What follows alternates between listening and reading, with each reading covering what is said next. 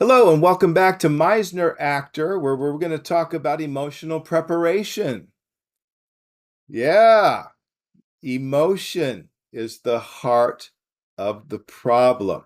And so we have to have not just an intellectual understanding of what's happening in that scene, we have to have an emotional understanding of that scene. We have to really go there.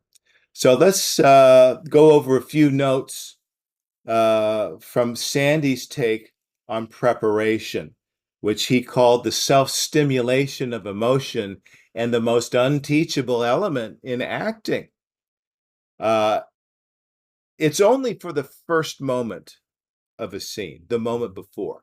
You can't prepare for the middle of a scene, or you can't prepare for the end of a scene. You have to make those discoveries in the moment. So let's get that straight. The emotional preparation is for the first moment of the scene. Some coaches like to call it the moment before. What happened right before, that propelled that line out of you? Regarding preparation, ambition and sex are the things that drive us most. You want to be filled up with emotion?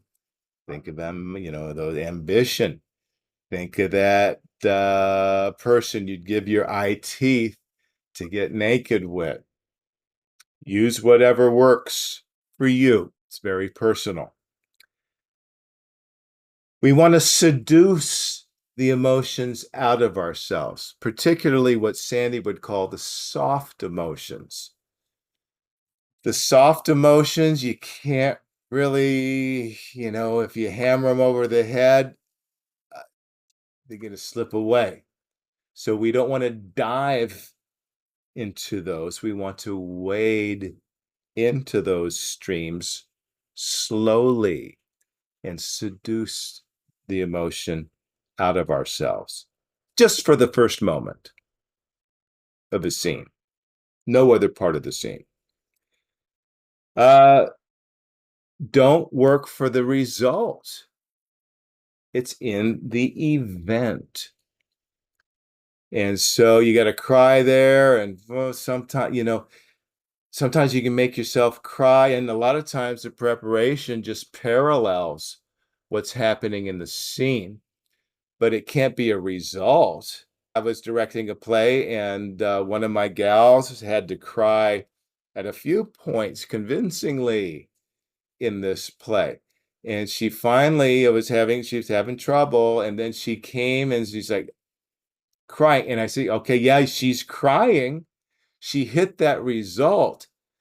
But I could tell as a director that the reason why she was crying didn't match the reason why the playwright gave for the reason why she was crying. And then as a director, I had to make the decision, is that going to be enough? Or is it better to have her be a little bit empty, but at least have a parallel reason why?